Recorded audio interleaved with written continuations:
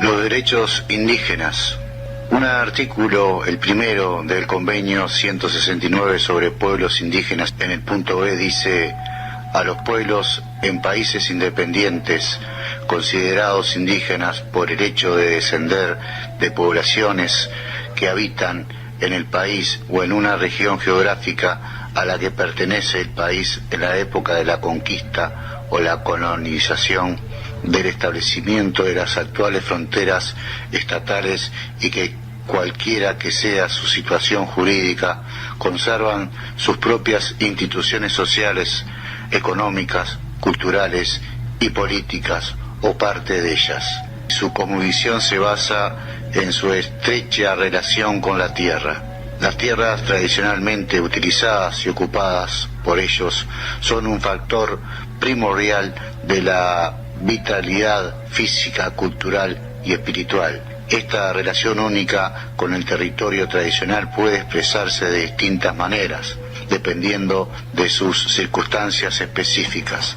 Puede incluir el uso o presencia territoriales, la preservación de sitios sagrados o ceremoniales, asentamientos o el uso de bienes naturales característicos de la cultura indígena. La nación charrúa tiene lugares en el territorio que, sin duda, si hay respeto y verdadera intención de no discriminar, deben ser protegidos, siendo nosotros los guardianes, como en el caso de Salsipuedes, en donde hay conos pétreos, los cerritos indios, montes nativos, y en todos los territorios donde existe parte de nuestra historia, ya que fue demasiado con el hecho hasta el día de hoy, con una historia oficial mentirosa y discriminatoria, con responsabilidad de todos los gobiernos, desde el primero, desde el asesino y genocida de Rivera hasta el actual.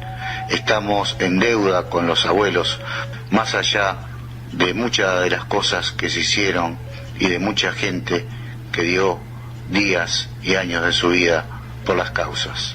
Como lo ha señalado la Corte Interamericana de Derechos Humanos, para las comunidades indígenas la relación con la tierra no es meramente una cuestión de posesión y producción, sino un elemento material y espiritual del que deben gozar plenamente, inclusive para preservar su legado cultural y transmitirlo a sus nuevas generaciones.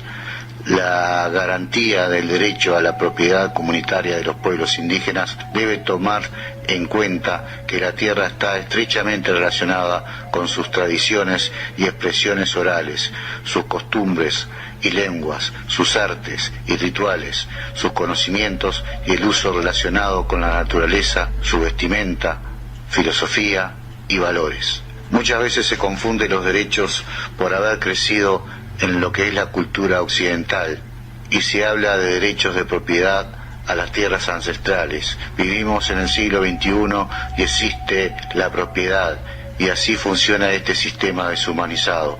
Pero para un originario la propiedad de la tierra debe ser comunitaria, más que nunca cuando hablamos de reclamar nuestros derechos. Y lo ideal y lo lógico sería que no existiera el término propiedad. El Comité para la Eliminación de la Discriminación Racial también ha incluido que los derechos territoriales de los pueblos indígenas son únicos y abarca una tradición y una identificación cultural de los pueblos indígenas con sus tierras que ha sido generalmente reconocida pero no cumplida. El derecho a la propiedad bajo el artículo 21 de la Convención Americana sobre Derechos Humanos tiene, por ende, una importancia singular para los pueblos indígenas, y para la garantía del derecho a la propiedad territorial es una base fundamental para el desarrollo de la cultura, la vida espiritual, la integridad y la supervivencia económica de las comunidades indígenas. Y no me vengan a decir que en Uruguay no hay indios. Aquí estamos, sus descendientes, y los hay por todo el país, y muchos que desconocen que lo son, porque nos quisieron exterminar y no pudieron, pero mi esencia es un 100% indígena por elección, por convicción, por conciencia.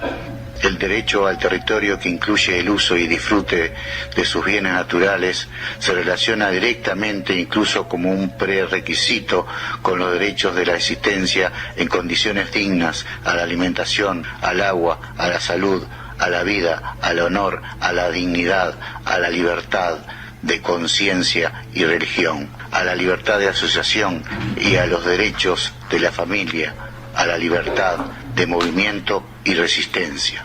Los pueblos indígenas insisten en que el Estado les garantice una forma efectiva su derecho a vivir en su territorio ancestral y poder así no solo realizar sus actividades tradicionales, sino también preservar su identidad cultural. En nuestro caso quizá no sería para vivir, pero sí para funcionar y preservar.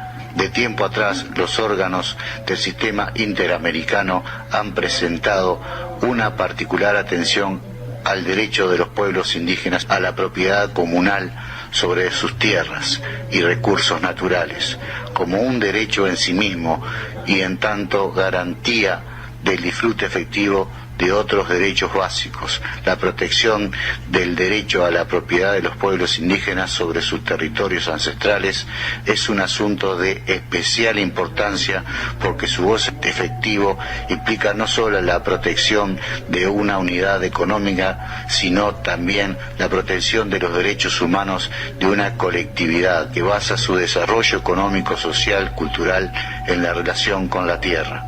La Corte Interamericana, a su vez, ha subrayado que los derechos territoriales de los pueblos indígenas se relacionan con el derecho colectivo a la supervivencia como pueblo organizado, con un control de su hábitat, con una condición necesaria para la reproducción de su cultura, para su propio desarrollo y para llevar a cabo sus planes de vida.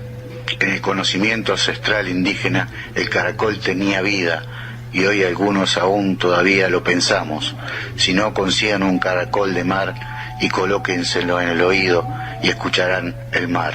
Inclusive el mar habla a través del caracol. En la enseñanza indígena presenta lo siguiente: el infinito, un mundo, tiene vida porque es escuchar la mar, porque la madre naturaleza nos lo ha proporcionado. Por la parte angosta se inicia el conocimiento, el origen. Las formas que tiene el cuerpo alrededor son las etapas del crecimiento de este conocimiento. Y en la parte gruesa, donde se abre el caracol, surge el conocimiento individual o colectivo, presentada en la cosmovisión misma de cada pueblo y que se va a ver reflejada en las acciones de este o de estos lleven a cabo, siendo estas últimas las que le dan la identidad a cada etnia indígena. Este tipo de visión no es unitaria, es colectiva.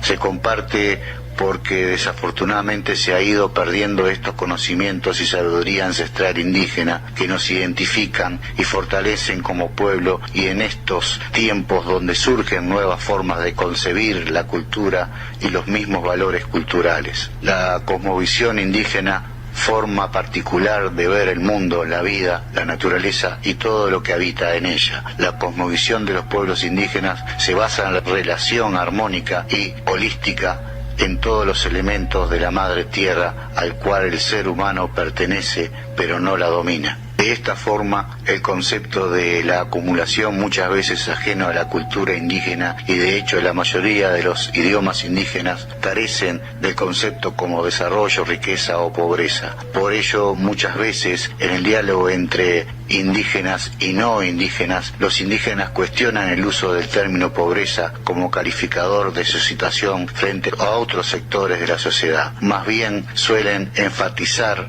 la riqueza que constituye sus territorios, bienes naturales y su patrimonio cultural. Los indígenas tenemos una concepción muy particular de la naturaleza. Todos los que habitan en ella son parte de la misma sociedad, es decir, una visión muy diferente a la occidental, que considera al ser humano como superior a todo lo que existe en la naturaleza y que ésta debe ser transformada para servir al hombre. En la cosmovisión indígena considera a los seres humanos bienes naturales, seres o espíritus de la naturaleza, como miembros y actores de un mismo universo sociocultural sociocultural. Existe una relación de reciprocidad entre los seres o espíritus de la naturaleza y los seres humanos. Para los indígenas, muchos animales y plantas son más que recursos que sirven al hombre para satisfacer sus necesidades. Son gente, son parte de los seres con quienes tienen que convivir en armonía. La tierra no le pertenece al hombre, al ser humano. El ser humano pertenece a la tierra.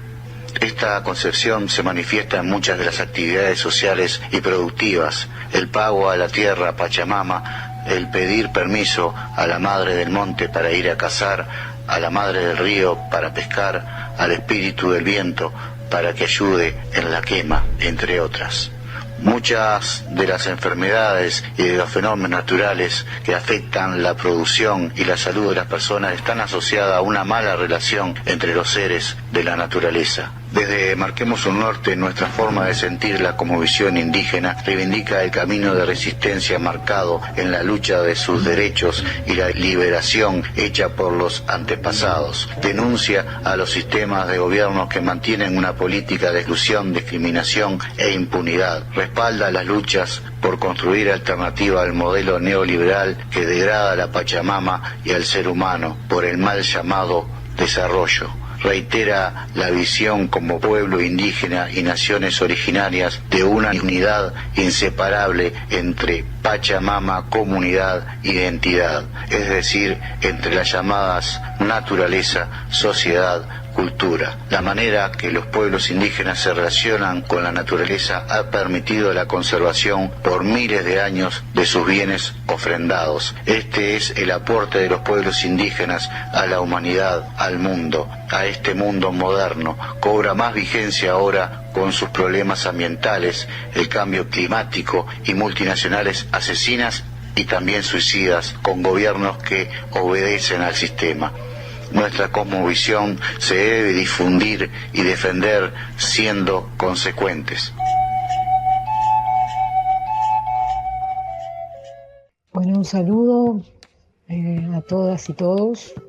Mi nombre es Estela Vidal, del grupo Inambisequer, que desde hace años venimos haciendo un trabajo de recuperación de nuestra propia cultura charrúa, de recuperación y transmisión.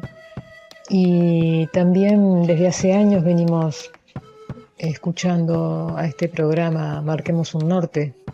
Y bueno, en esta oportunidad apoyar y también invitar a que continuemos escuchando este programa también de acercamiento a nuestra cultura. Un saludo, un jaruga. Soy Santiago Chuy Madrán Ferreira, guardamemoria y hombre medicina del pueblo charrúa, guía de la comunidad tribal afroindígena Anuncihuatepaj, y los invitamos a escuchar Marquemos un Norte. Jalaná, CP Ricardo. Te saludo con profundo afecto y feliz de volver a escucharte desde tu programa de temática indígena originaria, Marquemos un Norte. Fuerte abrazo, Inchalá. Alberto, de la comunidad charrúa, y tú. Te saludo desde las márgenes del Plata. Soy comunidad charrúa, árbol sonriente, por la tan olvidada Masal Mezqui Namatoa, Mandicaú Masal Mezqui Namatoa, que significa traducido, hermano sabio, la madre verde es de todos. Los invito a escuchar Marquemos un Norte. Como comunidad los abrazo con el alma. Jenny Piñeiro, Pueblo Nación Charrúa, Grupo Idaíteco. Les invitamos a seguir mirando Marquemos un Norte.